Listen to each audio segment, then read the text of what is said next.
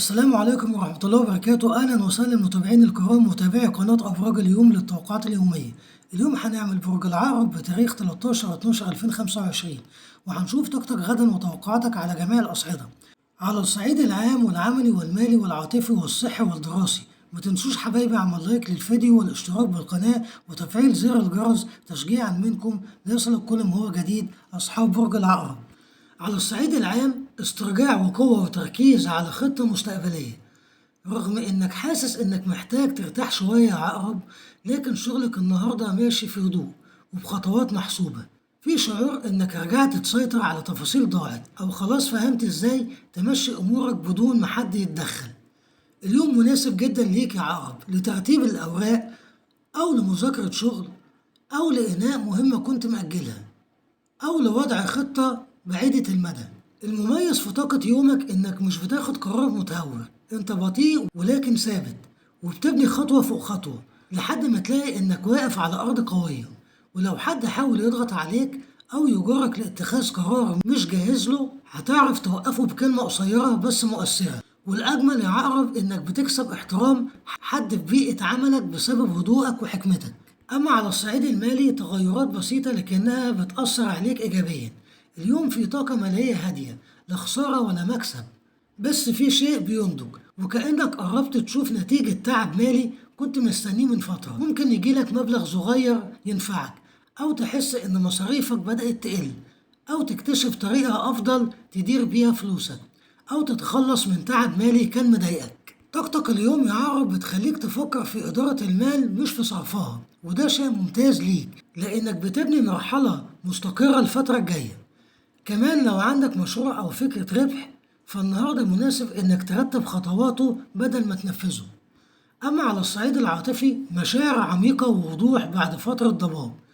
اليوم أحاسيسك عالية جدا يا عقرب، عندك مشاعر أعمق من الأيام اللي فاتت، واللي جواك مش بسيط. في شخص في حياتك أنت مش قادر تطلعه من بالك، رغم إنك بتظهر العكس. أنت بتحاول تبين قدام الكل إن علاقتك بنفسك أهم، لكن الحقيقة إن في واحد واخد مساحة في قلبك. لو مرتبط في فرصة تقارب وحوار هادي ومصارحة بسيطة تخلي العلاقة أدفى، وإحساس إن الطرف التاني بيقاومك بس في نفس الوقت مش قادر يبعد. ولو منفصل في تفكير واضح منك ومنه، وفي طاقة رجوع، لكن الرجوع هنا عايز خطوة محسوبة مش اندفاع. ولو مرتبط في إعجاب حد بيتكون، حد شايفك بطريقة مختلفة وانت كمان حاسس انه ملفت للنظر. أما على الصعيد الصحي طاقة محتاجة توازن بين الراحة والحركة. جسمك النهاردة بيميل للراحة يا عقرب، لكن مش راحة نوم ولا راحة استرخاء ولا راحة ذهن. يعني تطلع مكان هادي، تقعد في حتة فيها شمس، تمشي، تسمع موسيقى مريحة، أي حاجة تخفف ضغط التفكير اللي عندك. وبرغم الهدوء اللي عندك يا عقرب في طاقة حركة بسيطة، يعني جسمك محتاج يمشي، جسمك محتاج تاكل حاجة صحية، محتاج تعتني بنفسك. ولو بتعاني من إرهاق نفسي فالنهاردة مناسب إنك تهدى وتوقف جلد الذات. أما على الصعيد الدراسي تركيز عالي بشرط تبدأ. لو عندك دراسة فالنهاردة قدرتك على الفهم قوية جدا، بس المشكلة إن البداية صعبة. يعني أول 10 دقايق من أي مذاكرة هتحس إن دماغك مش ثابتة، بس بعدها فجأة هتلاقي نفسك مركز والوقت بيجري من غير ما تحس. كمان اليوم مناسب لحفظ المعلومات، أو لتنظيم محتوى، أو لمراجعة دروس، أو حتى بدء شيء جديد من الدراسة. خلاصة يومك يا عقرب وعي عالي وهدوء داخلي، وشغل ثابت وخطط طويلة المدى، واستقرار مالي تدريجي، ومشاعر عاطفية قوية وحنين، وصحة محتاجة راحة ذهنية، ودراسة بتبدأ بصعوبة لكن تكمل بقوة.